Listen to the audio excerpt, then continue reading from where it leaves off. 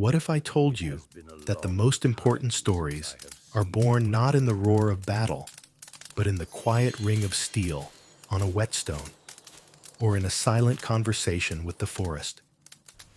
These are tales of friendship and quiet moments, left between the lines of great legends. Write in the comments where you're listening from and what time it is for you. It would be very heartwarming for us to know. And now, get comfortable. Imagine you are sitting by the fire with us, and let the story begin. Ever wondered if trees do more than just grow and breathe? What if their lives are actually way more intricate than we've ever imagined? I mean, what if they're not just reaching for the sun, but also, well, communicating? Not with a rustling leaf or a creaky branch, but something deeper, something incredibly ancient, profound, almost completely forgotten. Picture a world where every single ancient tree remembers the birth of mountains, the fall of the very first stars. A world where some beings, some entities, have conversations so powerful they can practically ripple through the very fabric of existence, even if most of us never hear a single whisper. Today, we're actually going to journey right into the heart of Fangorn Forest. You know, that place where twilight descends faster than anywhere else, where the air itself feels thick, heavy, with millennia of just silence. We're going to witness one of the most mysterious dialogues this world has ever known. So, just imagine for a moment, you're a hobbit, right? Small, yes, but intensely curious, completely blown away by the raw power of wild nature. You and a friend are pushing your way through the incredibly dense undergrowth of this ancient forest. I mean, every single tree trunk here just feels alive, doesn't it? Every shadow seems to hide something you just can't even begin to imagine. The sun? Yeah, it's already gone, dipped below the horizon, with just these last few rays occasionally slicing through the super thick canopy, painting the air in these amazing crimson and violet shades. And the silence here? Oh, it's not just the absence of sound. Trust me, it's tangible. It presses in on you. It's absolutely buzzing with anticipation. This isn't the friendly, familiar quiet the Shire folk are used to. No, this is the silence of eternity, if you know what I mean. Broken only by the crunch of your own footsteps, and maybe a rare, almost impossible to hear whisper, deep, deep within the woods. Every root poking out of the earth looks like a sleeping giant. Every branch like an arm, just waiting to grab. Fear is definitely swirling with this overwhelming, almost uncontrollable curiosity. Because, well, you're not here by accident. You're looking for something. Or, actually, someone. And then suddenly, through that incredibly dense thicket, you finally see him. Treebeard. Just Treebeard. He's an Ent, right? Old as the forest itself, moving so slowly, so utterly dignified, towards a clearing where the air somehow feels even thicker, and the shadows are just blacker. His steps are completely unhurried, each massive foot leaving a deep, deep mark on the soft ground, punching right through the moss and loose soil. There's this incredible aura of unbelievable age just radiating from him, a wisdom gathered over what feels like eons, like he himself is a living, breathing monument to the world's entire history. His eyes, so deep, so wise, they look right through you, you know? As if he's not just seeing you now, but your distant past and an even more distant future, just wrapping you up in his calm, yet incredibly piercing gaze. And he's not alone. Behind him, like actual shadows, others are following, but they're not like him, and definitely not like us. They're Huorns. You instinctively duck behind a huge moss-covered stone, holding your breath. Your heart? Man, it's just pounding in your chest like a tiny, frantic drummer, beating out this wild rhythm of fear and awe that you can literally feel echoing in your temples. Huorns. Just the very word itself sends this icy shiver right down your spine, seeping into every single cell, filling you with this bone-chilling dread. Because these aren't just trees. Oh no, these are like the shadows of trees. They're malevolent, vengeful spirits. They can move, they can communicate, and their sheer power, it could crush stone, break the strongest barriers you could ever imagine. Unlike the majestic, stately Ents, Huorns are completely silent. You just feel their presence, like a sudden cold draft on a perfectly sunny day, or that eerie drop in air temperature that tells you something ominous is coming. They are so dark. Their branches twist and intertwine in patterns that defy logic, creating this feeling of an impenetrable wall, a living, moving barrier that absolutely no light or sound can get through. Their canopies are so thick, so incredibly dense, that even the faint moonlight can't pierce them, plunging everything below into this absolute suffocating darkness. You feel their presence, that heavy, oppressive aura, but seeing them, that's almost impossible. They just melt into the shadows, becoming part of the surrounding gloom, utterly indistinguishable from it. Their movement, it's not walking, not in any way we understand it. It's more like a slow, almost imperceptible displacement, a sort of gliding, as if their very roots are just tearing themselves from the ground, only to slowly re-entwine and then separate again, over and over. Their bodies, if you can even call them bodies, are these gnarled trunks, covered in deep, cracked bark that looks like the ancient wrinkled skin of something almost fossilized. You won't hear footsteps. Instead, there's just this faint, almost inaudible rustle, like the whisper of dead leaves falling. Or maybe, just maybe, it's the wind playing tricks with your mind, making you question if any of this is real. And it's exactly this elusiveness that makes them so utterly terrifying. They don't make sounds. They don't utter words. Their communication is something else entirely. Something completely beyond anything a human or Hobbit mind could ever grasp. Treebeard finally stops, right there in the middle of the clearing. He stands so tall, so impossibly grand, silhouetted against the rapidly darkening sky, like a colossal statue carved right from stone. A living monument, really, to the entire history of the forest.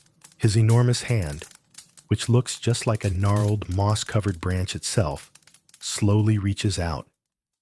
It touches one of the Huorns, the one that somehow seems the most ancient, the darkest, the one that just radiates this particularly primal malice. And then it begins.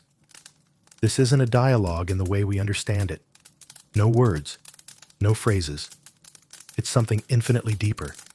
It's an exchange not of sounds, but of sensations, of raw thoughts, of memories, hundreds of them, accumulated over centuries, entire epochs of the world's very existence. The very first thing you notice, it's the air. It just gets even denser, heavier, as if it's absolutely saturated with some kind of invisible energy, humming all around you. And then the sounds start. So low, so incredibly subtle, almost impossible to pick up. It's not a murmur. It's not a hum. It's definitely not a whisper. No, it's more like a deep resonance, a vibration, actually, emanating from somewhere deep, deep beneath the earth. It rises up through the massive tree trunks, then just dissolves into the air, wrapping around everything. You don't hear them with your ears. You feel them with your entire body, every cell of your skin, every single bone. Your chest actually starts vibrating in rhythm with these unknown sounds, almost as if someone is striking a colossal string deep underground, making the whole world around you respond to this incredible call. These sounds then somehow merge with the wind, which suddenly begins to pick up, sweeping through the treetops, creating this unique, haunting melody of moans and sighs, totally filled with ancient pain and an eternal wisdom. But you just know, deep down, that this isn't just the wind. This is something far, far more significant, far more mysterious. This, you realize, this is the voice of the forest. It's an ancient, unspoken language that, honestly, hobbits could never truly understand.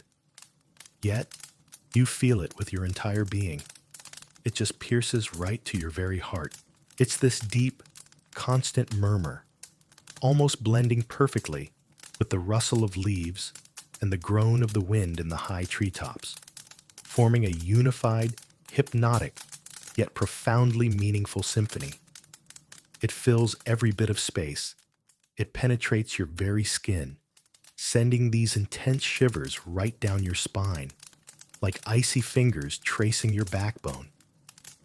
You feel as if you're actually hearing the echo of millions of years of existence, the sounds of roots growing, the silent movement of underground waters, the slow, unstoppable flow of time itself, the eternal, living breath of the earth.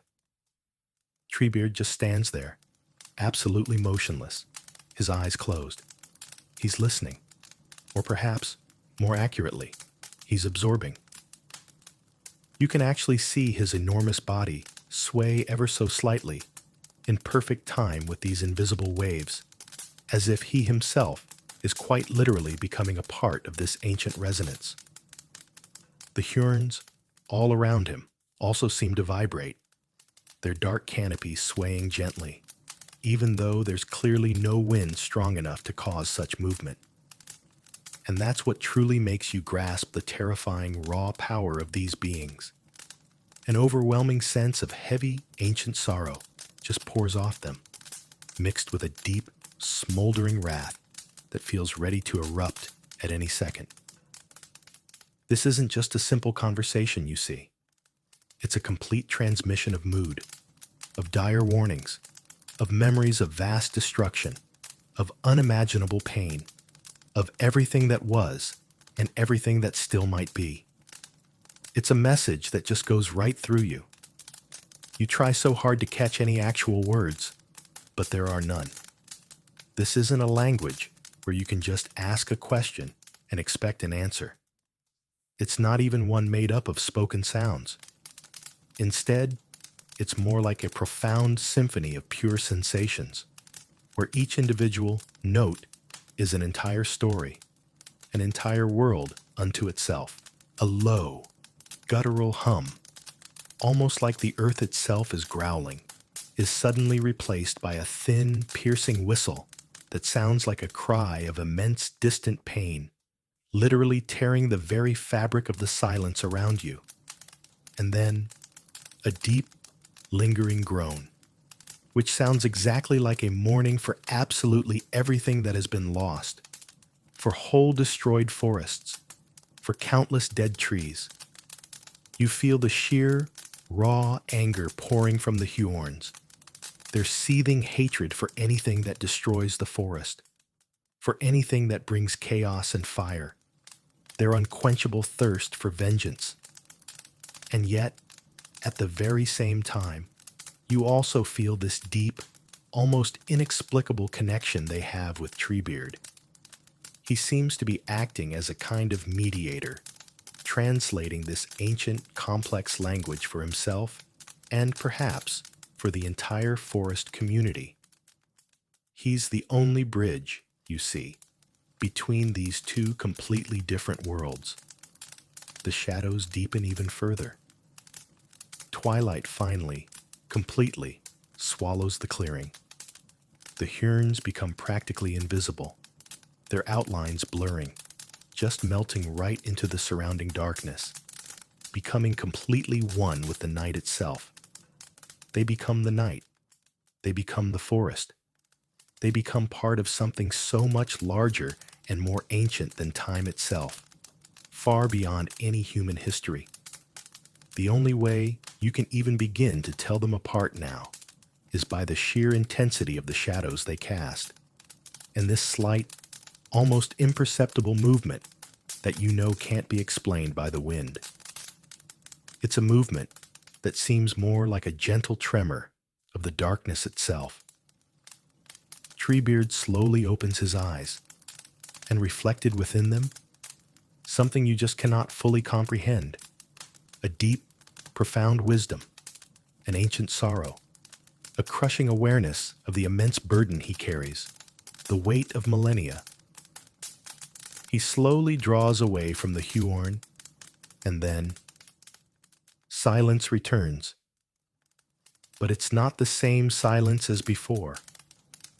Oh no, this silence is now filled with the echo of those low, murmuring sounds you heard but couldn't quite grasp. It sounds different. It's a silence absolutely brimming with knowledge, a silence that somehow speaks entirely for itself. He turns, not directly to you, but definitely in your direction. You freeze, absolutely certain he's noticed you, that his ancient gaze has somehow pierced right through your hiding place. But then his gaze just passes right through you, as if you're just another part of the forest, just another shadow, utterly indistinguishable from the world around you. He slowly moves away, deeper and deeper into Fangorn, his massive steps, once again, beginning to echo with deep, earth-shaking thuds. The Huorns, as if receiving some invisible signal, also begin to retreat. Slowly, imperceptibly, they dissolve into the night, their dark forms slowly melting away until they completely vanish, dissolving into the thick, enveloping darkness, and you are left completely alone. In a profound silence, broken only by the frantic beating of your own heart, which gradually, finally, returns to its normal rhythm. But you know it will never, ever be the same. A moment of pure, quiet, almost unbearable awe just washes over you. You've just witnessed something absolutely incredible, something that completely transcends your understanding, but has, without a doubt, deeply touched your very soul, shifting your entire perception of the world. This wasn't just observing, you see. This was an immersion right into ancient magic, into the deepest secrets this world holds, right into its living, breathing heart. You felt the very pulse of the earth. You heard the whisper of time itself. You saw how the ancient spirits of the forest exchanged their profound knowledge and their deep sorrow. And this knowledge, it will be forever sealed in your memory. When you finally emerge from that forest, under the protective cover of the night, the world around you just seems different. The stars overhead shine somehow brighter. The wind whispers entirely new stories, and every single tree you pass now seems truly alive, absolutely bursting with hidden secrets and unexplored depths. You can't quite explain exactly what happened, but you know it was a conversation, a dialogue that didn't happen in spoken words, but in the very essence of being itself, in the subtle vibration of the air, in the deepening shadows, in an ancient unspoken language heard only by those who are truly willing to listen with their hearts, not just their ears. And this feeling, this quiet, profound reverence, it will stay with you forever. It will always remind you of the sheer grandeur and the countless mysteries hidden deep within ancient forests. Because sometimes, the most important dialogues in life happen without a single word ever being uttered. And the deepest truths? They are often learned in absolute, complete silence. It's precisely moments like these that transform our world from just a place into a living, breathing history, absolutely full of wonders and unsolved mysteries. If you found yourself as captivated by these mysteries as I am, please hit that like button and definitely subscribe to the channel so you don't miss out on even more incredible stories just like this one. Also, I'd love to hear from you. Tell me in the comments below, which ancient secret of our world would you most like to explore? You know those people whose presence can instantly transform the gloomiest room, filling it with light and sparkling vitality, as if an invisible sun has suddenly burst in. Their energy literally radiates outwards, enveloping everyone around them, drawing them into a whirlwind of positivity and boundless joy. They're always the center of attention, the first to pick up any conversation, throw out a witty remark, or tell a captivating story, making everyone forget their worries and simply enjoy the moment. Their laughter pours out so contagiously and loudly that it's impossible not to smile back. Their presence feels like a true celebration. They're ready to embrace the whole world, talk anyone's ear off, not letting anyone get a word in. And it seems their inexhaustible energy supply will never run out, capable of lifting spirits even on the rainiest day. Our Bofur was just such an amazing, vibrant person whose zest for life knew no bounds and spread to everyone he ever encountered. Imagine a person who doesn't just seem big, but feels like an entire force of nature. Bofur was exactly that. Large, good-natured, with an impressive, almost mythical beard you could get lost in like a dense forest, and eyes constantly sparkling with a lively interest in the world, with the anticipation of a new joke, an unexpected anecdote, or a funny story about to tumble from his lips. By day, he was a true hurricane of goodwill and positivity, a swift whirlwind scattering laughter, teasing, and loud jokes wherever his wide, sturdy foot landed. His deep, booming voice echoed through the corridors. His contagious, sincere laugh reached the corners of your soul, and his very presence filled any space, instantly making it brighter, livelier, imbuing it with a special, inexpressible festive atmosphere, as if he carried an invisible sun with him. He wasn't just the life of any party. He was its engine, its heart, an inexhaustible source of energy and positivity, working like an eternal battery that never runs down. Bofur was always ready to encourage, inspire, make even the grumpiest stranger smile, someone who initially shunned his excessive sociability. It seemed Bofur was never quiet, never still, never at a loss for words. He would always find something to say to lighten the mood, relieve tension, or simply keep any, even the dullest, conversation going. He was the embodiment of movement and sound, a living, breathing manifestation of pure, unconditional love for life, a person who seemed born to bring joy and share his inexhaustible vital energy with those around him. But then evening arrives, and with it comes a remarkable metamorphosis that turns Bofur's familiar image upside down. Outside the window, dusk slowly gathers, carrying away the day's hustle, endless calls, business meetings, and the roar of the big, ever-rushing city. The street gradually, as if by an unseen hand, sinks into a soft, enveloping calm, and the sounds of the outside world fade, losing their sharpness, slowly dissolving into the approaching velvety darkness. Only the rare rustle of car tires on the wet, shining asphalt, or a distant muffled dog bark, disturbs this encroaching, almost ringing silence, like a gentle reminder of an external world that seemed infinitely distant, almost unreal, like a dream. And now, as his own home, his personal fortress also gradually descends into this evening tranquility, as the last pale remnants of daylight finally give way to the warm, soft, artificial light pouring from under lampshades. Bofur transforms before your eyes. From his face, like an old, unwanted mask, the familiar mask of the boisterous, jovial fellow slips away, revealing a completely different expression, one of deep, all-consuming concentration and serene peace. He doesn't just quiet down, no.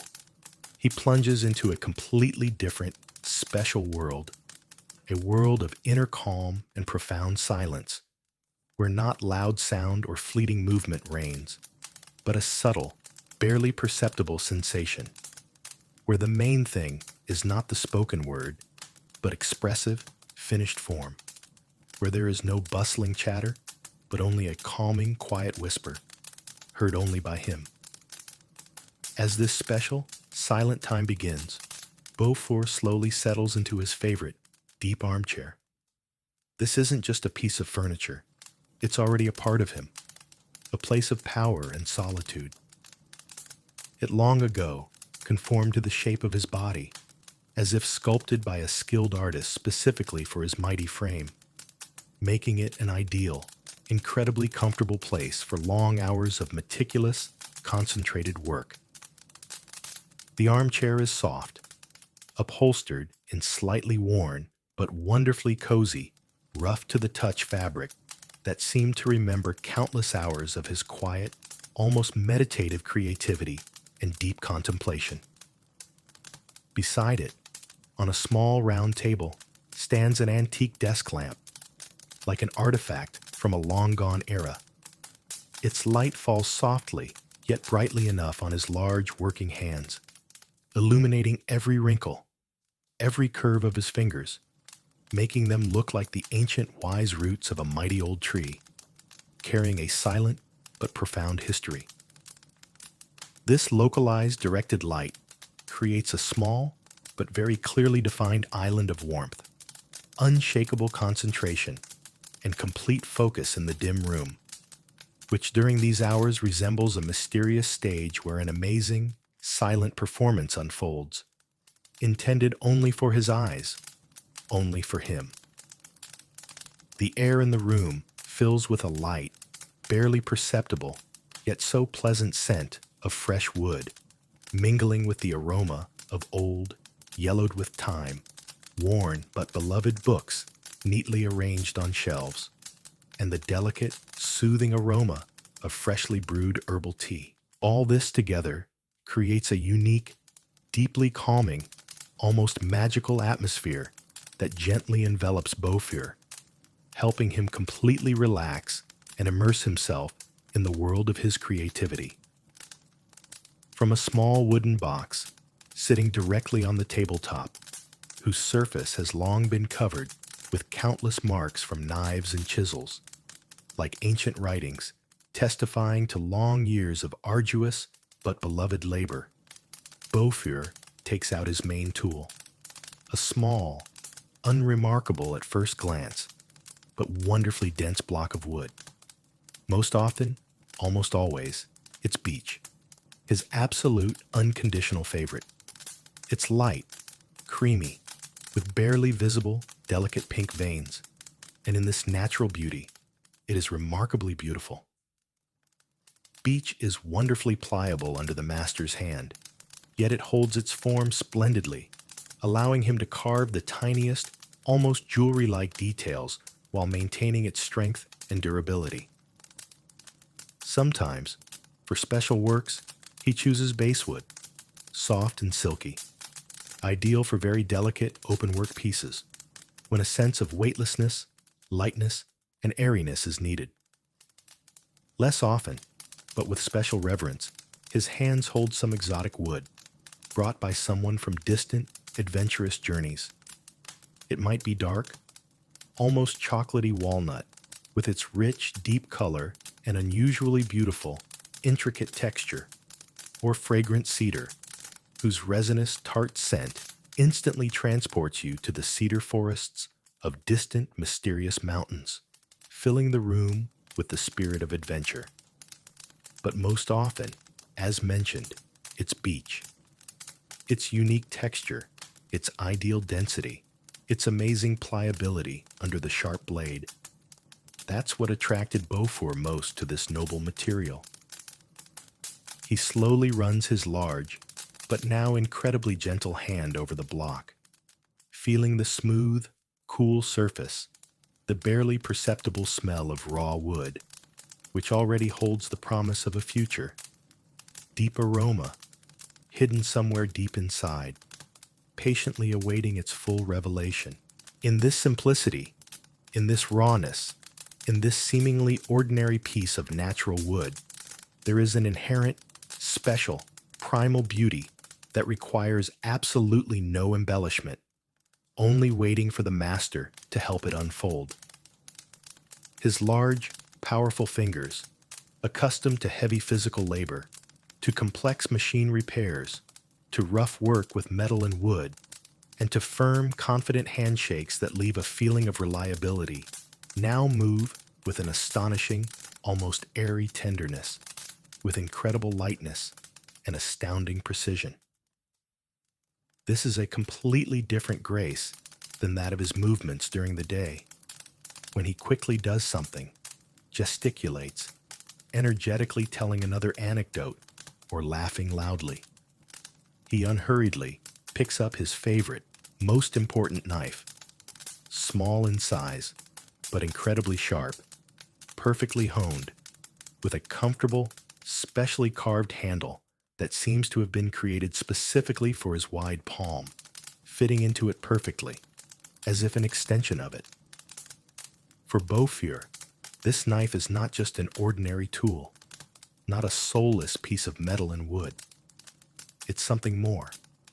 It's an extension of his deep thought, the material embodiment of his rich imagination, an almost animate object capable of transforming invisible, ephemeral images into tangible forms.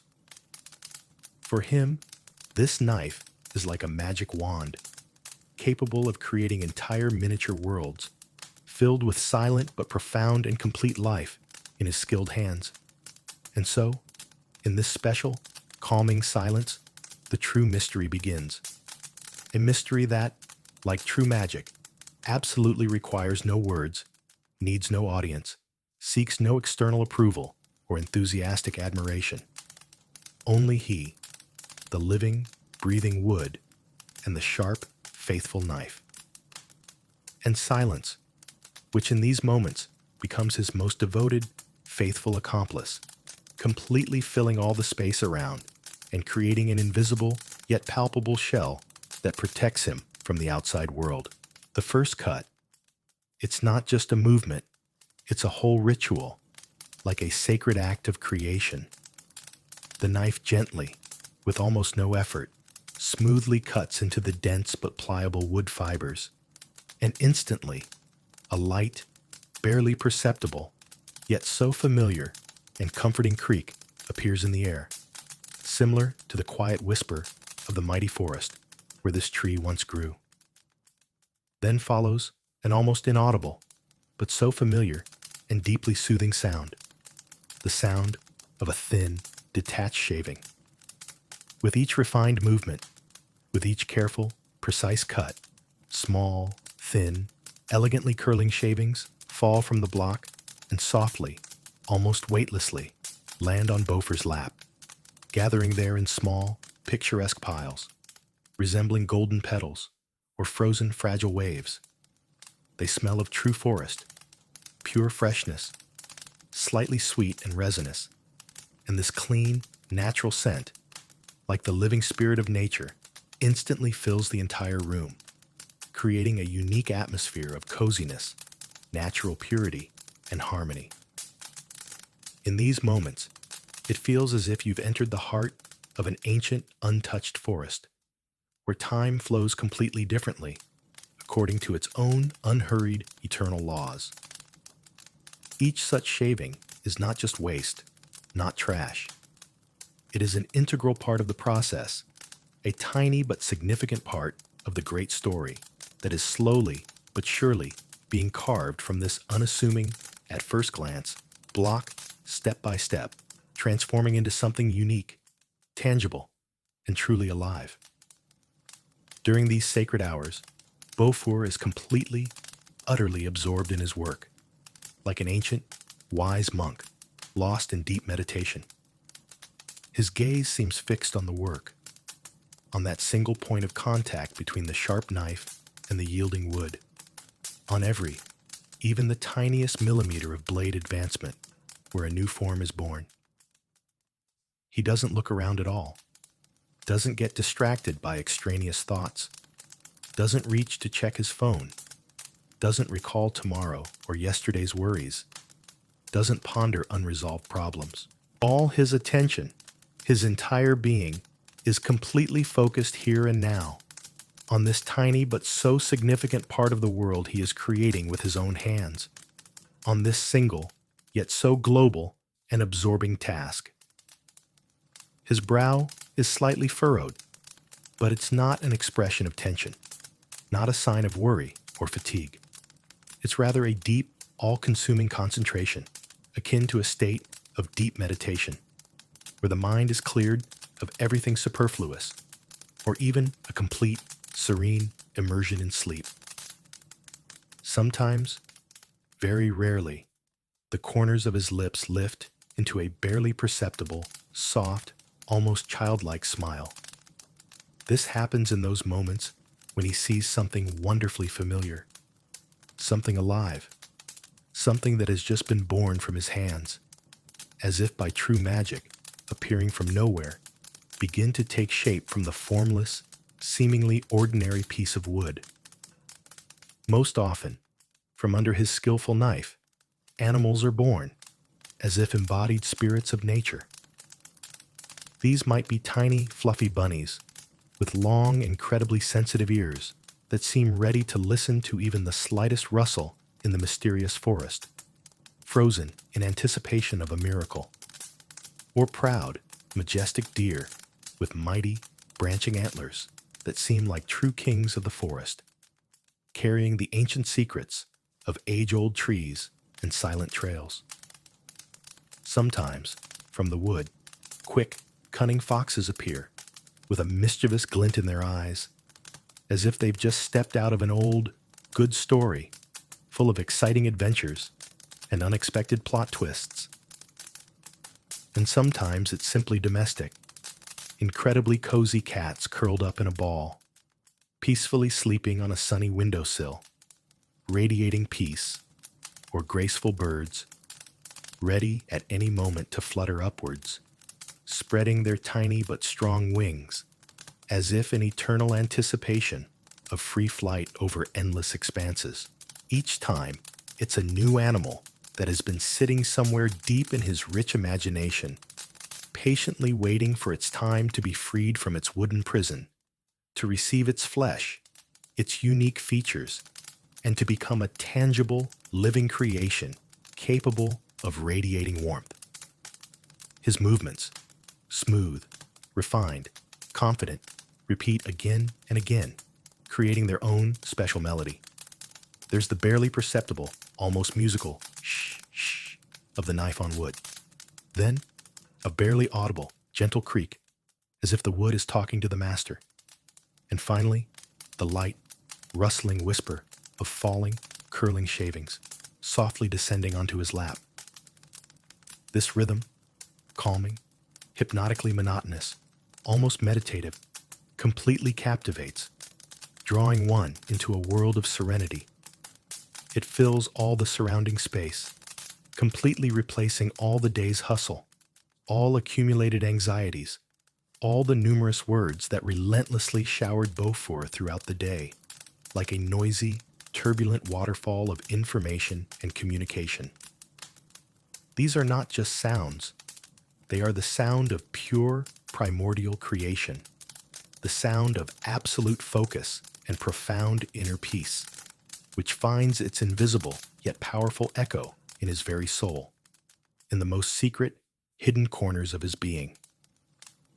In this repetitive, almost ritualistic movement, in this calming rhythm, Bofur finds his personal, safe haven, his own oasis of calm and harmony in a world full of chaos, uncertainty, and constant motion. This is his unique way to clear his mind, to completely rest from the endless flow of information, from endless conversations and loud, deafening laughter that so often surrounds him in everyday life. Here, in this precious silence, he doesn't have to prove anything, explain anything, entertain anyone, or impress. He simply is, and he simply creates. And in this simple act, in this quiet process, lies an incredible, deep, almost palpable joy that cannot be expressed in words, that cannot be conveyed by ordinary phrases, but can be felt with the whole heart, to the depths of the soul. This isn't the bright, noisy joy of a great achievement, of a loud, deafening victory that brings fleeting jubilation, quickly flares up, and just as quickly fades, leaving only emptiness. No, this is a completely different kind of joy. The joy of quiet, deep creation. The joy of creating something small, seemingly insignificant, yet absolutely perfect. Something that carries an invisible yet palpable imprint of his soul, his uniqueness, his special vision of the world. He doesn't rush, not at all. For him, there are no deadlines, no external expectations or demands from anyone. There is only one main thing: the inner, sincere, unwavering desire for each figurine to be exactly as he imagines it, for it to perfectly, down to the smallest curl, match the perfect image he has long nurtured in his mind until it matured. He might spend several evenings in a row on one tiny wooden animal, returning to it again and again, day after day, meticulously refining the smallest details, smoothing every curve, achieving the ideal form and expression. Because true perfection, as is known, lies precisely in these seemingly imperceptible details, in the smallest, barely discernible nuances that give the work life. Sometimes he pauses for a moment, stopping his work completely, to carefully, intently examine the almost finished figurine, turning it in his large hands to assess it from different angles, like a true sculptor inspecting his newly completed creation, searching for the last, barely noticeable touches that will give it perfection. And it is in these special moments that you can see his usually sparkling eyes fill with incredible warmth, a deep, almost paternal tenderness, as if he is looking not just at a wooden craft, but at his own newborn child, brought into the world by his efforts and love. Each such figurine is much more than just a toy or a souvenir. It is an integral part of his soul, a piece of his precious time invested in the material, a part of his silent yet profound conversation with the surrounding world, his small yet very significant message about beauty, harmony, and peace, capable of touching the heart. These unique figurines, filled with the warmth of the master's hands and his kind energy, often find their new home with Bofur's friends and loved ones, becoming not just decoration for them, but small, personal talismans, charms carrying special meaning. After an hour or two, or sometimes much longer, when each figure finally takes on its finished perfect form, when something living, breathing, almost animated emerges from a shapeless, ordinary piece of wood, Bofur gently, with special tenderness, puts aside his faithful knife. Now begins a new, equally important stage: sanding. He picks up sandpaper, first coarse, to quickly remove all major irregularities and give an initial, general smoothness, then gradually moves to finer and finer grades, down to the softest, silkiest, barely discernible to the touch, like a velvety petal of an exotic flower and begins to meticulously sand. The rustling of the sandpaper on the wood sounds completely different from the sharp sound of the knife. It's softer, more whispering, like a gentle, tender surf that slowly but surely wears down the sharp edges of coastal stones, turning them into smooth, rounded shapes, or like a light, playful breeze rustling through autumn leaves, creating its own unique, calming melody. With each movement, with each careful press, the surface of the figurine becomes smoother and smoother, incredibly silky to the touch, revealing the true, natural beauty of the wood's texture, its unique, inimitable pattern, which until then was hidden under layers of shavings and dust. The finest, almost weightless wood dust rises into the air, mixing with the clean scent of the wood, and settles as a light, golden veil on the polished table, on the neatly arranged tools, on his working, but now so clean knees, creating a special glow around him, as if he himself is part of this magical process. The final, most delicate stage is coating. After thorough sanding, Bofur takes a soft cloth, moistened with natural linseed oil or fragrant beeswax, and with even greater tenderness, with care, as if caressing a living creature, he slowly, in circular motions, begins to rub his creation. This is not just the last touch. It is the final, magical chord that makes the figurine truly alive, breathes a soul into it, gives it incredible depth, richness of color, and a unique, living warmth emanating from within. The wood, instantly, like a sponge, absorbs the oil, and its natural color becomes noticeably deeper, much richer, and the finest fibers, previously hidden, become more expressive, as if emerging through a light haze, and each unique pattern of the wood, its natural graphic, becomes distinctly visible. The figurine acquires a warm, soft glow, as if a small but bright light ignites within it, and it seems to begin to breathe, radiating incredible peace and harmony.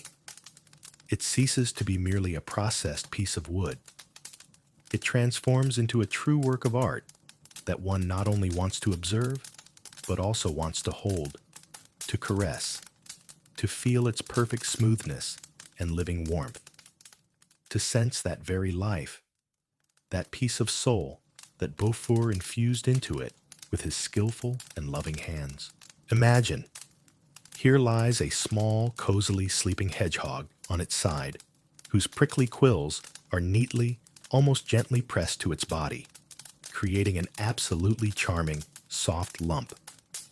Its tiny, barely visible paws are tucked in, and its miniature snout is barely visible under the ball, as if it is peacefully dozing, dreaming the sweetest and most serene dreams of forest adventures, of the scent of apples and mushrooms. Or here is a proud, slender giraffe, whose long, elegant neck stretches upwards, towards the sky itself, as if wanting to touch the stars, and whose small, graceful horns seem so fragile and airy, ready to touch the highest clouds. Or even a tiny bird, curled up in its cozy nest, with closed eyes, as if it is seeing the most beautiful, magical dreams of boundless flight and absolute, limitless freedom yet to be gained. Each such seemingly simple figurine is not just an image. It is an entire story, deep and multifaceted, told without a single word, only through form, through the unique texture and living warmth of the wood, through that invisible yet so strong spirit that the master infused into it, giving a piece of himself. It is important to understand that each of these amazing figurines is absolutely, uniquely one of a kind. Even if Bofur decides to carve a dozen rabbits, one after another, each of them will be slightly, yet distinctly different from the others, be it a barely noticeable nuance in the gaze, a slightly different curve of an ear, a special expression on the muzzle, or even its unique, intangible energy that he puts into each of them. This is where the true, unfathomable magic of handmade work lies. It can never be completely identical.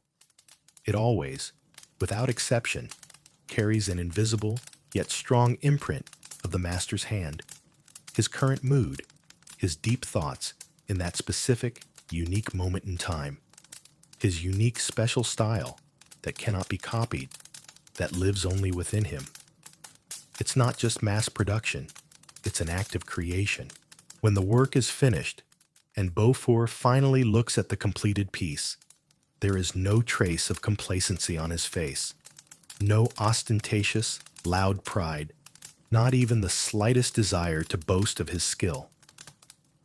On the contrary, only a deep, serene, absolutely calm satisfaction is reflected on him, emanating from within, from his very essence, from the depths of his soul. It is a quiet happiness that requires no applause, seeks no external praise, that is self-sufficient and complete, independent of others' opinions. This is his personal, internal reward for patience, for incredible concentration, for a sincere, deep love for the material, for the process of creation, for this unique opportunity to create something amazing from nothing, to breathe life into a seemingly inanimate object. These small wooden creatures, born from his skillful knife, carry not just wood and form. They carry a piece of his soul, his deep tranquility, his gentle love for the surrounding world. They are not loud. They do not shout about themselves. They do not demand fervent attention, but in their modest simplicity, naturalness, and seeming fragility lies an enormous, invisible strength and a true, deep beauty capable of bringing bright joy and sincere peace to anyone who takes them into their hands, who feels their warmth. In our modern world, which seems to constantly, tirelessly demand our attention, deafens us with unending noise, forces us to unimaginable speeds, continuously bombards us with a huge amount of information, and distracts us from the true, authentic essence of things. The story of Bofur and his quiet, almost forgotten craft becomes a powerful reminder of the incredible value of slowing down.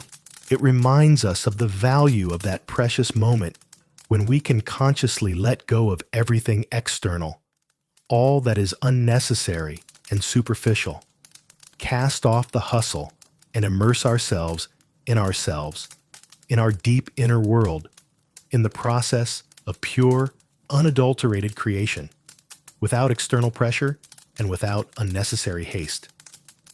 It's an important, deep reminder that true, authentic, profound joy is often found not in the big and complex, not in grandiose, ambitious projects, and not in the deafening noise of a cheering crowd, but in something small, simple, and sincere. In something created with immense love, with deep attention, with a quiet, focused heart, in something that is the direct result of patient and thoughtful work, which has been invested in every, even the smallest detail, in every curve, in every line. And perhaps in our own diverse and complex lives, there are also such special corners, such precious moments, such unique activities that, like Bofur's craft, help us find our own quiet sanctuary, our personal, inexhaustible source of peace and inspiration. It could be anything: reading a book, drawing, knitting, gardening, or simply a walk in the park. The main thing is that it allows us to completely disconnect from the external hustle, from intrusive, endless thoughts, from the burden of daily worries, and simply to be, simply to create, simply to enjoy every moment. Be it the sound of a knife cutting a thin shaving, or any other sound that becomes for us a personal melody of peace. a true melody of the soul. This is what brings us back to our true essence, to our inner child, who has not yet forgotten how to genuinely rejoice in the simplest things, to see incredible beauty in the mundane, to find wonder in the small details. Think deeply and honestly about this. What is your quiet craft? What helps you find your own world within yourself when the outside world becomes too loud, too demanding, and intrusive? What fills you with true, deep, inexpressible satisfaction that is completely independent of others' opinions, external praise, or circumstances? What allows you to find your own silence and beauty, your own quiet, serene happiness that is always with you, inside you? If this story touched your heart, if you recognized a part of yourself in Bofur, or simply enjoyed this quiet narrative, please give this video a like. Tell us in the comments what activity helps you find peace and inspiration. And of course, subscribe to the channel so you don't miss new stories about people, their passions, and the search for harmony in our modern world. See you next time. Have you ever felt like life just rushes past you? A blur of days blending into weeks? What if there was a way to press pause, truly capture not just the big moments, but every tiny beautiful detail, every flicker of thought, every whisper of feeling, and make it last forever? Not on some ephemeral digital file, but etched deep within your very soul? We take photos, right? Thousands of them. But how many truly capture what you felt in that exact second? How many do you ever actually go back to? This isn't about a digital file that just vanishes into the cloud. No, this is about something else entirely. It's about carving your life, piece by piece, into something real, something tangible. Imagine taking those fleeting moments, those quiet thoughts, and carefully, almost reverently, imprinting them onto paper. Creating your own story, your own unique, constantly growing chronicle, crafted by your own hand, day by day, word by word. It's a living, breathing testament to your life. Forget dry facts or a mechanical list of events. This is different. This is almost sacred. A silent ritual where you're not just writing, you're creating your own unique, incomparable history. It's so quiet, you feel like the air itself is holding its breath, listening to the gentle scratch of the pen, the soft rustle of a turning page, the silent sigh of someone lost in their own memories. It's a deep dive, a slow, beautiful meditation into your own mind, your own recollections.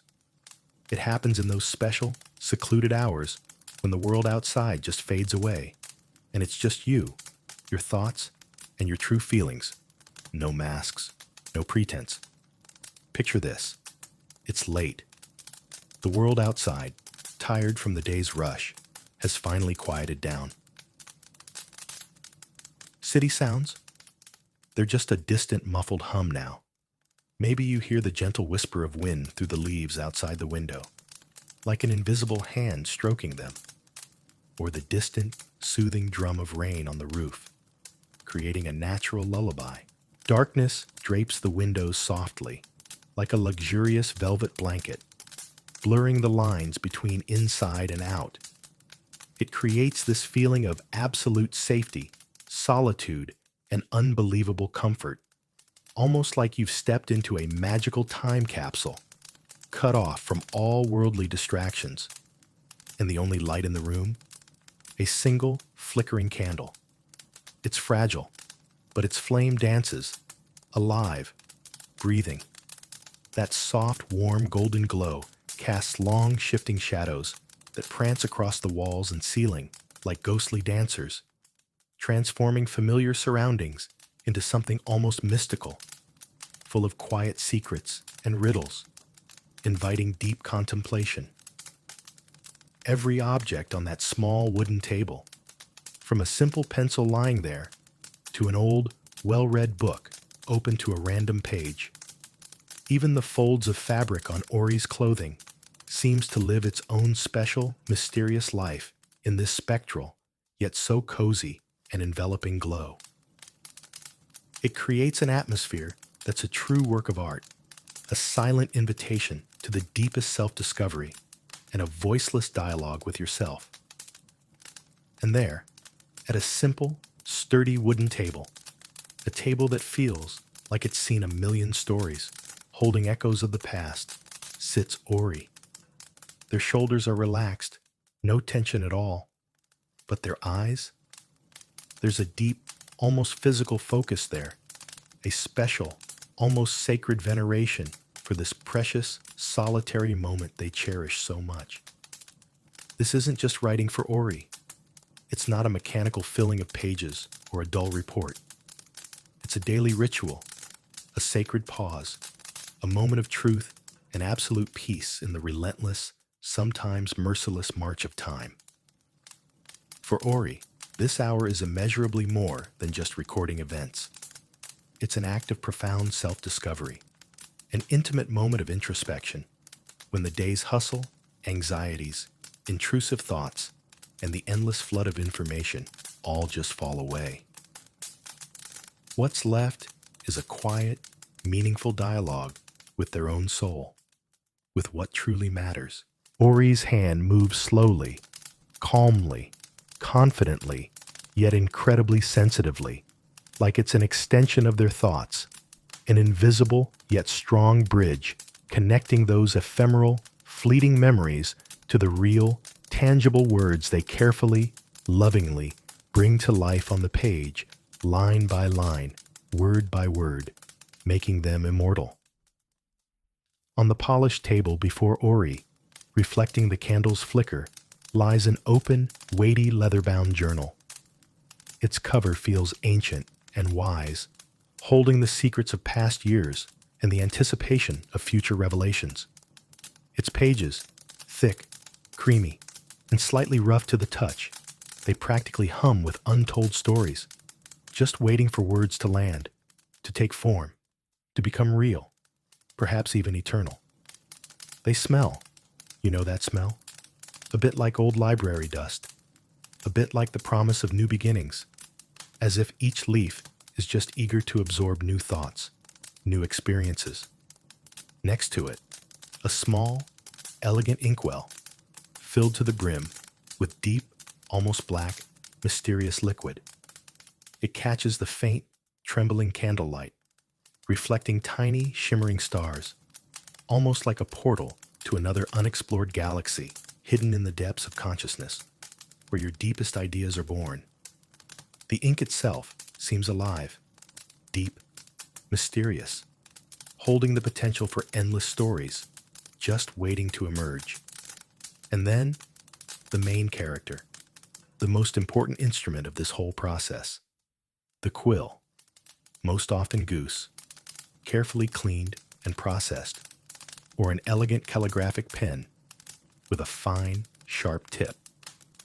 It's a beautiful instrument, its tip meticulously sharpened, ready to sing its silent song, leaving behind eternal, indelible marks on the paper. It's not just a pen, really. It's something far greater. It's a conduit, a delicate but powerful link between that fleeting, elusive thought that's about to vanish and the eternal writing, between the depths of the soul and the tangible, real surface of the paper, which will bear this weight of meaning, becoming its guardian. And now, the sacred dance of creation begins. In that amazing, enveloping silence, the only sounds are the gentle, almost imperceptible whispers of creativity. A soft, yet distinct, almost musical click of the pen is heard as Ori carefully, with a reverent tremor, as if performing an ancient ritual, dips it into the ink. This sound is gentle, almost imperceptible to the outside world, but it marks the beginning, like the first, most important chord in a majestic symphony of personal history that is just beginning to sound. Then, a barely audible, almost caressing scratch as the sharp tip of the pen first touches the thick, slightly textured parchment, ready to receive the words. This isn't a harsh, unpleasant sound that could disrupt the fragile peace of the moment. Rather, it's a gentle whisper, a subtle friction that heralds the appearance of letters, like the earth giving birth to a new, fragile sprout breaking through the soil to see the light. And now, the rhythmic, soothing, gentle whisper of the pen gliding across the paper begins. Each stroke, a new word, a new idea, a new emotion brought to life, given physical expression, becoming tangible reality. This is not just noise. It is a lullaby, a soothing melody of thoughts taking form, words blossoming on the page, becoming something tangible, permanent, timeless, like a living, growing garden of meanings.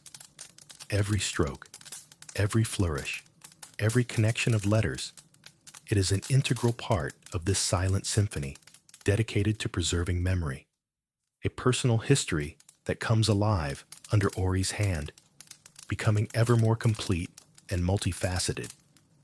This sound fills the room, becoming an integral part of its silence, its peaceful, almost mystical atmosphere, as if the very air around vibrates in unison with this deep, meaningful process of creation, immersing Ori in a state of complete concentration, almost a trance. But it's not just about sounds. This whole experience is a feast for the senses, a deeply sensory journey that Ori experiences every evening, giving themselves over to it completely. Imagine, in the air, there's that delicate, earthy, slightly dusty scent of old paper. It holds echoes of the past, the whisper of centuries, mingling with the distinct, slightly metallic and rich, deep scent of fresh ink, which evokes earth and mystery.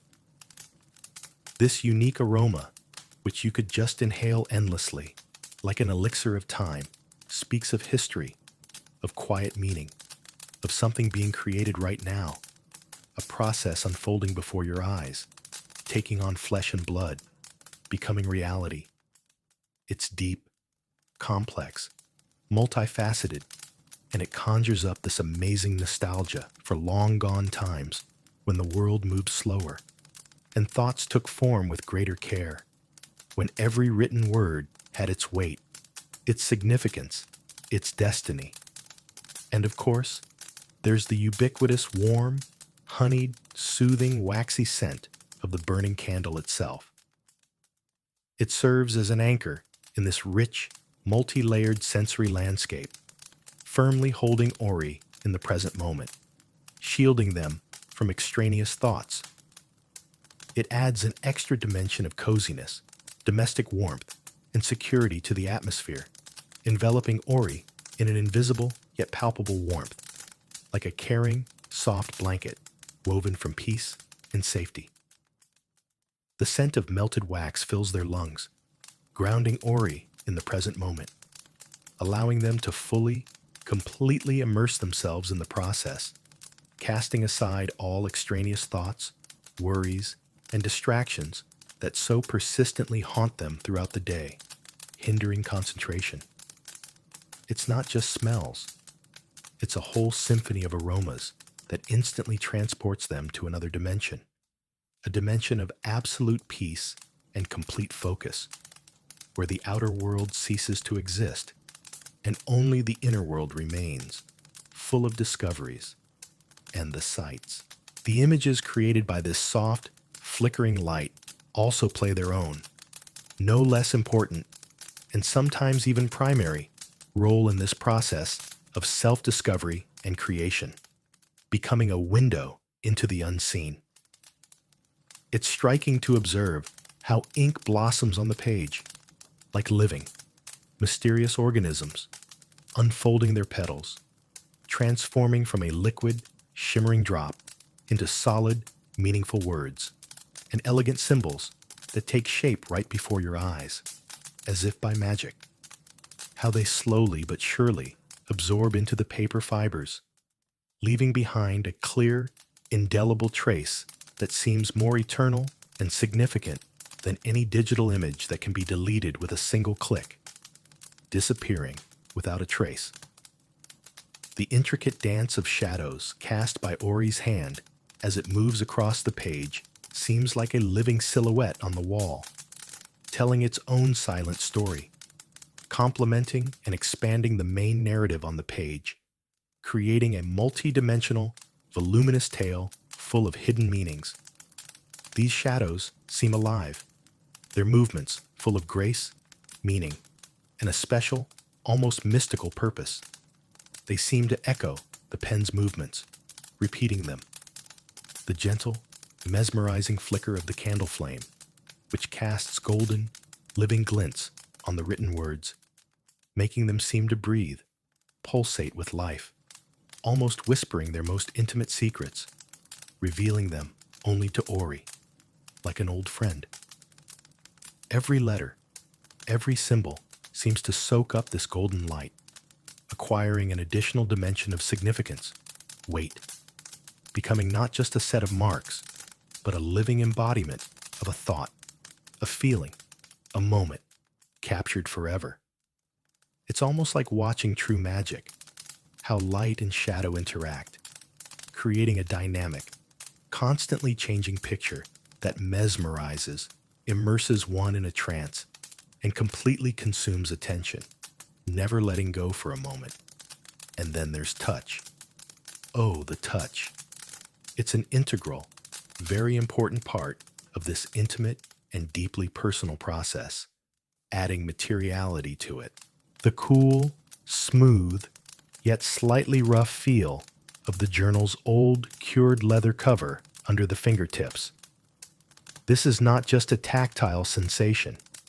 It gives weight to the entire undertaking, affirming its materiality, its tangible value in a world that is so rapidly moving towards complete digitalization and dematerialization, where everything becomes ephemeral. Then there's that slight yet pleasant resistance of the thick parchment under the sharp, firm pen. This is not just a tactile sensation. It is physical confirmation of the reality of the action, not just an ephemeral thought, but its physical embodiment on paper, which becomes a witness to this birth. It is as if the paper responds to the pen, interacting with it, accepting its words and ideas, becoming an integral part of this creative, generative act, an act of creation. And the warmth emanating from the candle flame, a soft, soothing, yet palpable warmth on the skin, reminiscent of the living presence of fire, an ancient symbol of light, warmth, and clarity in the approaching darkness, which warms not only the hands, but also the soul. This warmth penetrates the fingers, warming them as if transferring energy for further writing, making the process even more comfortable, appealing, and meditative, almost therapeutic. All these sensations, what you hear, what you smell, what you see, what you feel, they all intertwine, creating this deeply personal, immersive, and comprehensive experience that just touches every part of your soul, allowing you to completely disconnect from the outside world and truly dive within. So, what does Ori write about during these precious, silent hours, when the world around them stills and time seems to just slow down? It's not always about grand, headline-making adventures or world-changing revelations, though sometimes, sure, if something truly extraordinary happens, it demands immediate capture and deep, urgent contemplation. But mostly, it's the small, seemingly insignificant, almost imperceptible moments, those fleeting details that are so easy to forget, but which, when gathered together, like tiny, precious pearls strung on the thread of time, form the true, rich, multifaceted, and complex fabric of daily life, giving it a unique pattern and meaning. Things like how the morning light sliced through the leaves of the old oak, casting whimsical, dancing patterns on the floor, like frolicking elves, evoking a sense of magic and wonder. The unexpected warmth of shared, genuine laughter that filled the room to the brim and left behind a pleasant, lingering echo, still resonating in memory like the most beautiful melody. The quiet, deep satisfaction of a task well done. Whether it was a successfully completed complex, laborious work project that brought a sense of achievement, or simply a perfectly cooked, aromatic dinner that brought joy and warmth to loved ones, filling the home with coziness. A fleeting thought, emerging from nowhere in the middle of the day, like a flash of insight, but proving unexpectedly deep, perceptive, and prompting reflection on things never before considered, opening new facets of understanding. Or maybe a vivid, almost surreal dream that feels too real to be mere fantasy, and which one wishes to dissect piece by piece, to understand its hidden, perhaps prophetic meaning, to record all details before they vanish from memory like smoke. This is not just a list, it is a tapestry of daily life, woven from the finest threads of observation, deep reflection, and the most intimate emotions, each knot a precious memory, each thread a lived, felt emotion, each flourish a unique detail.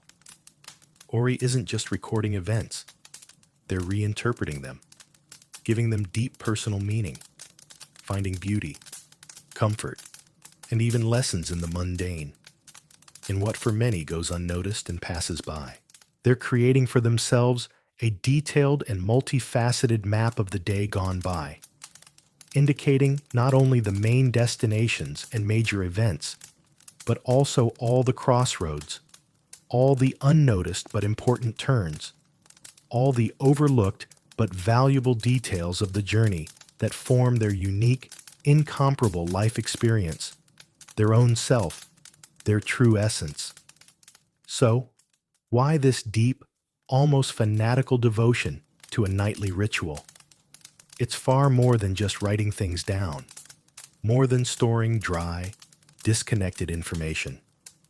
It's a way to make sense of the day, to untangle all those often convoluted, contradictory thoughts and emotions, to find clarity, order, and inner peace amidst the chaos of modern life, which constantly pressures and rushes, demanding more and more.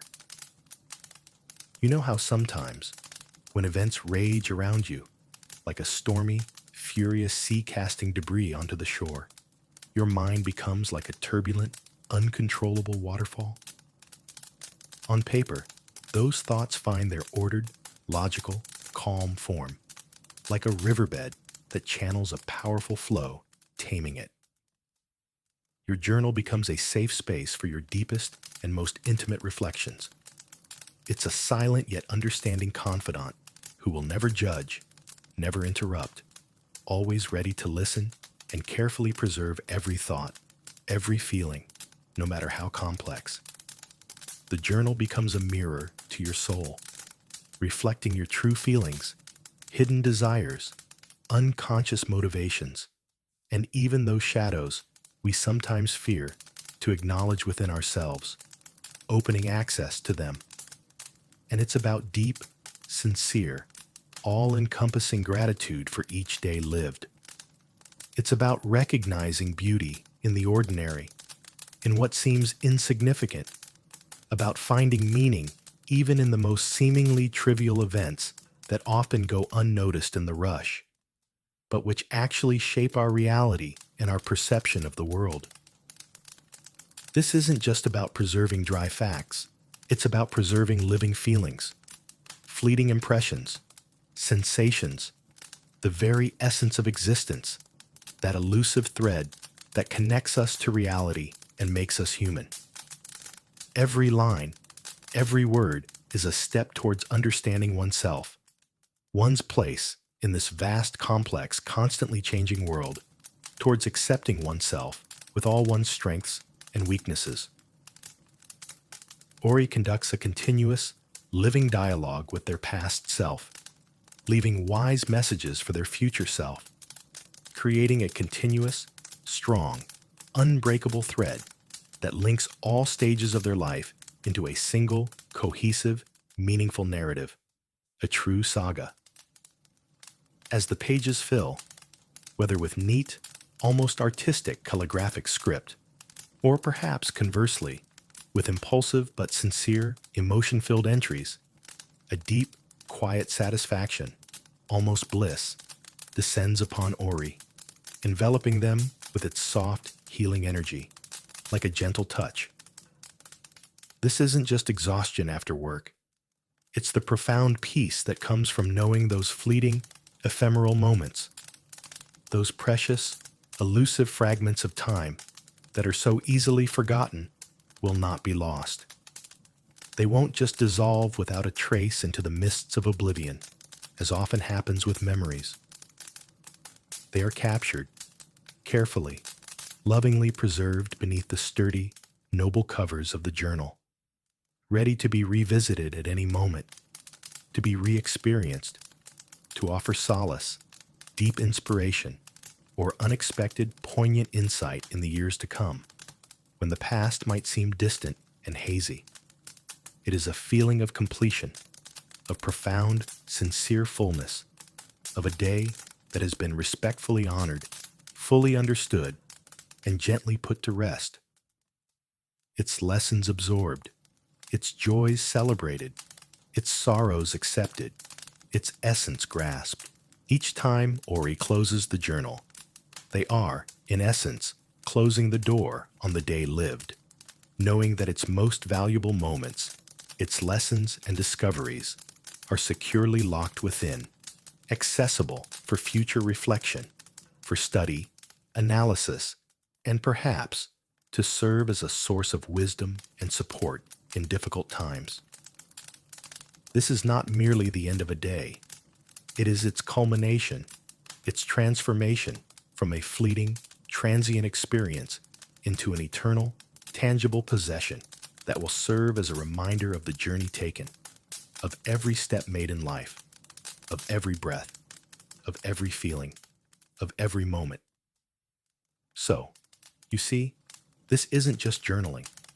It's not just a daily habit or hobby. It's an act of profound mindfulness, a daily, sincere meditation. It's that vital, silent, yet so important, so necessary conversation with oneself, with the most intimate parts of one's soul, with who you truly are.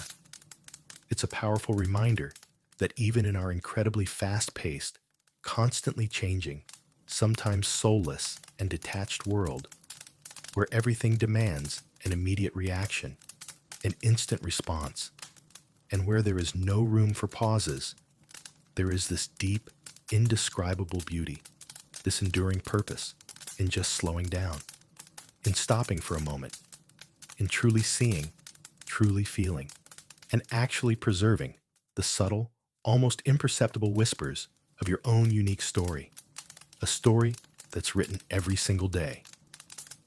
Every word Ori writes isn't just a set of letters. It's a building block, a fundamental element in constructing their own personal chronicle, a unique, incomparable, deeply personal narrative that belongs only to them and no one else. It's irrefutable proof that their life matters, that every single day, regardless of its scale and events, whether it's a day full of adventures or a day of quiet contemplation, deserves to be documented, recognized, and appreciated like the greatest treasure. And maybe, just maybe, as you've listened to this, as you've immersed yourself in this atmosphere of peace, you've felt a gentle pull, a quiet, persistent longing, a desire to pick up a pen yourself, to feel its weight, and to start writing your own unique chapter in the book of your life, creating your own story. Perhaps right now, At this very moment, your quiet hour is approaching. Your personal hour with pen and ink. An hour where you can become the full, conscious author of your own amazing, unique story, filled with meaning and depth. Don't miss this precious chance, this opportunity to become the creator of your reality. Let your inner Ori find their own light, their own quiet haven for deep reflection, creativity, and true self-discovery. Embrace this call to inner peace and absolute self-knowledge, because it's in that silence that truth is born, and it's there that you will truly find yourself. If this resonated with you, hit that subscribe button, give this video a like, and in the comments below, tell me, what moment from your life would you capture first? Ever wonder what it would actually feel like to taste? Not just something old, but like antiquity itself? I'm not talking about a dusty old bottle of wine that's been sitting in a cellar for a few decades, or some super-aged cheese that's been aged just right.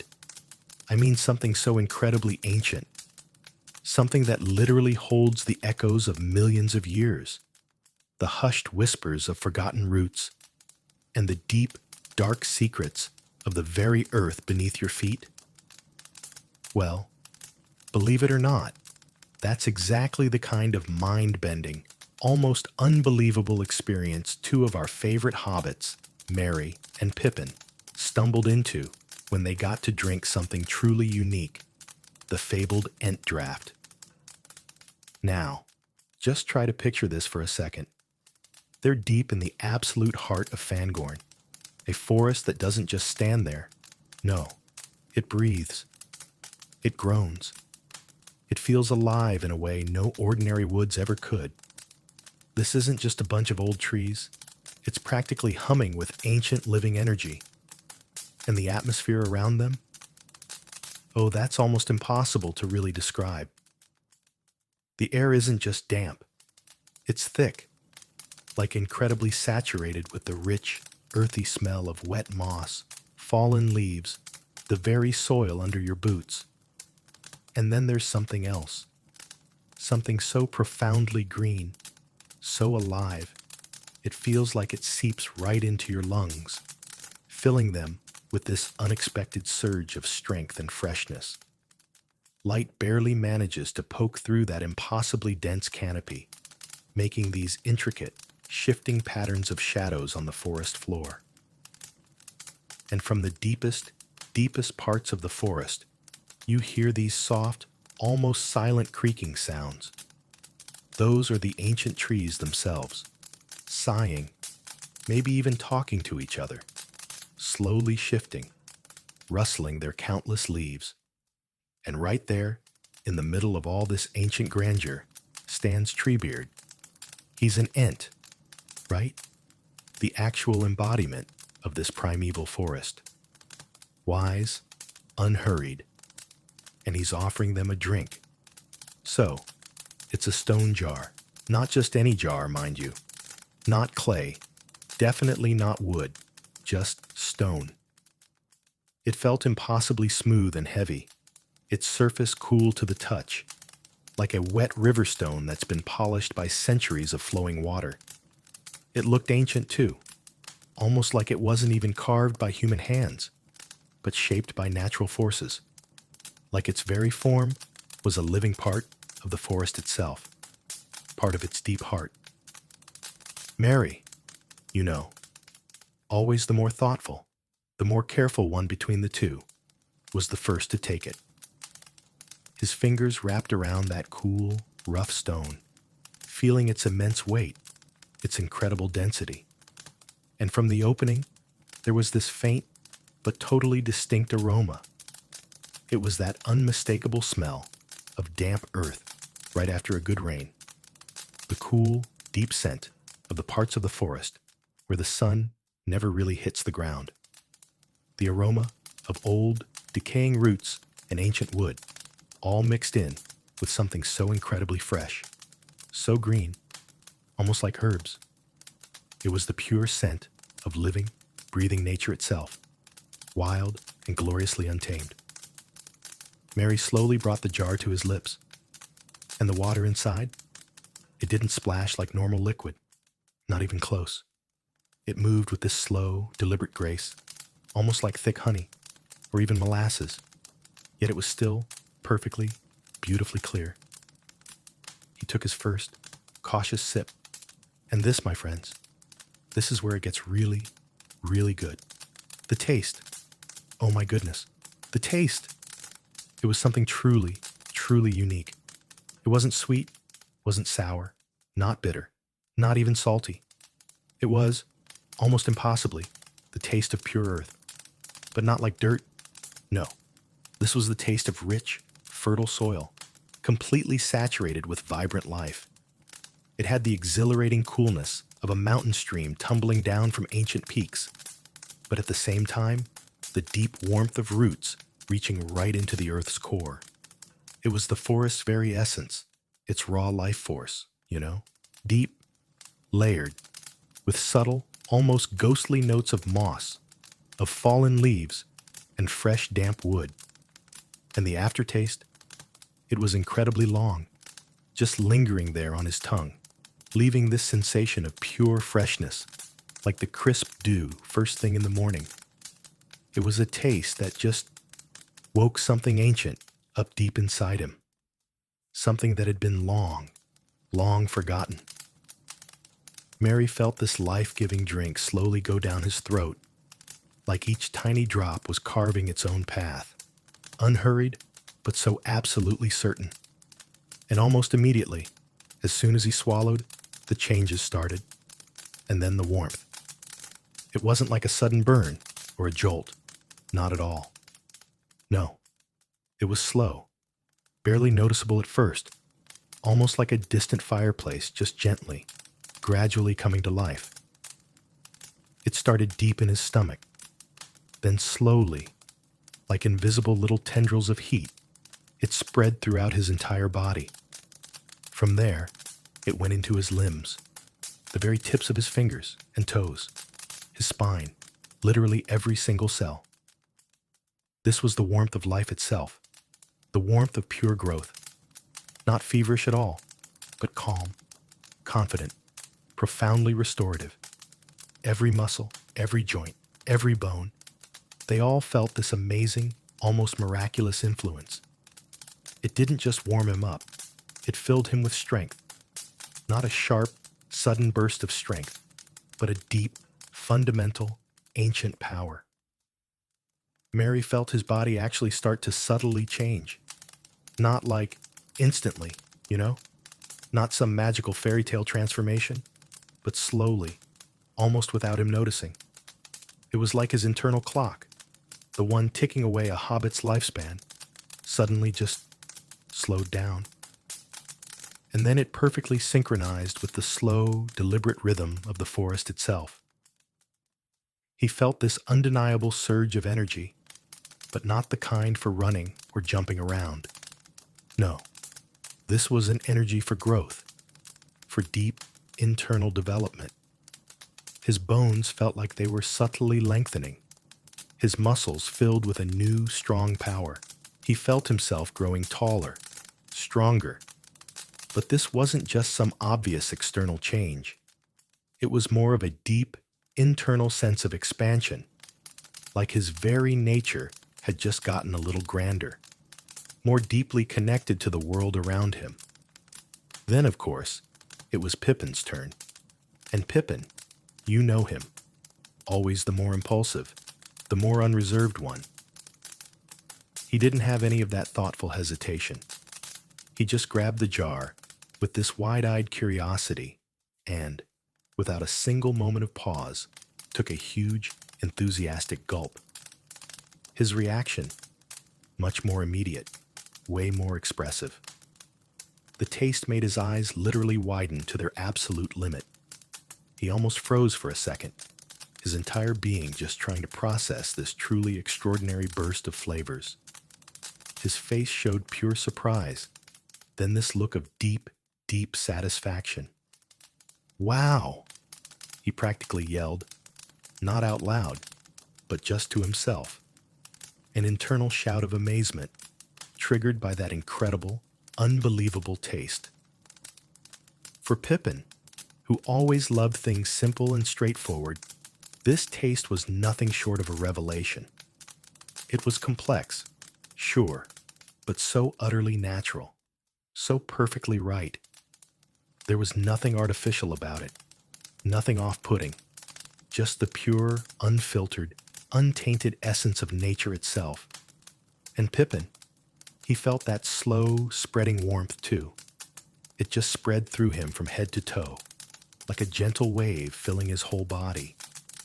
His body, usually so used to running around and getting into mischief, suddenly felt this previously unknown depth of calm and immense strength. He felt every single fiber, every cell of his body, just responding to this ancient, life-giving elixir. It was like all the weariness and tension from their long, hard days of travel just dissolved, giving way to pure, revitalized life force.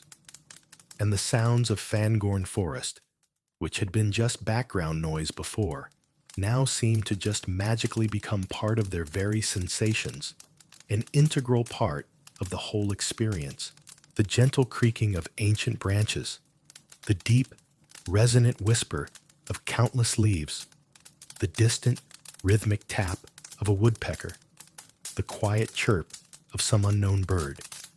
All of it now felt not just like external sounds, but like the very pulse of this living world, which they now felt vibrating right inside them. These sounds were slow, measured, like the forest's own slow, deep breath, and they harmonized perfectly with the slow, profound growth and incredible change that was happening to the hobbits. Merry and Pippin took several more sips, and with each gulp, the amazing effect just got stronger. They felt their bodies continuing to transform, growing steadily taller and stronger. This wasn't some instant, sudden growth, remember, but a slow, organic, almost imperceptible expansion. It was like watching young sprouts grow, day by day, reaching for the sun, imperceptibly, but steadily getting bigger. They felt their hair grow thicker, their skin more supple, every joint more flexible. And most astonishingly, they felt their minds also become clearer, more perceptive to the incredibly subtle nuances of the world around them. This draught was so much more than just a drink, though. It was a link. It allowed them, these small hobbits, used to the quiet, predictable life in the Shire, to feel like a part of something infinitely bigger, something incredibly ancient and powerful. It was an experience that changed them forever, fundamentally. They didn't just drink water. They drank the very life of the forest itself, its ancient wisdom, its boundless patience, its untamed strength. And that strength stayed with them forever, subtly showing up in their increased height, their remarkable resilience, their new ability to survive and fight against just overwhelming odds. From then on, they were taller than they had been before, and even a little taller than most hobbits you'd ever meet, period. But it wasn't just about their physical height. It was a deep, internal growth, an unbreakable connection to the earth, to an ancient, powerful world. A single sip from that unassuming stone jar became for them not just a way to quench their thirst, but an initiation, a profound transformation. It gave them incredible strength, yes, but also a brand new perspective, a deeper understanding of the world. This powerful feeling that they weren't just travelers in some strange, dangerous land, but a very real, integral part of it. Small, perhaps, but absolutely essential. So, the very next time you take a simple drink of plain water, just try for a moment to imagine you're not just drinking water. Imagine it's an elixir of life, carrying the boundless energy of the earth. the whispering secrets of the wind and the wisdom of ages past. Maybe then, even the most ordinary sip will become something far, far greater than just quenching your thirst. Maybe, just maybe, you'll feel that same slow, deep, life-giving taste that Merry and Pippin once experienced. If you enjoyed this journey into the ancient, please don't forget to hit that subscribe button. Give us a big thumbs up and tell us in the comments below. What magical drink would you want to taste if you could?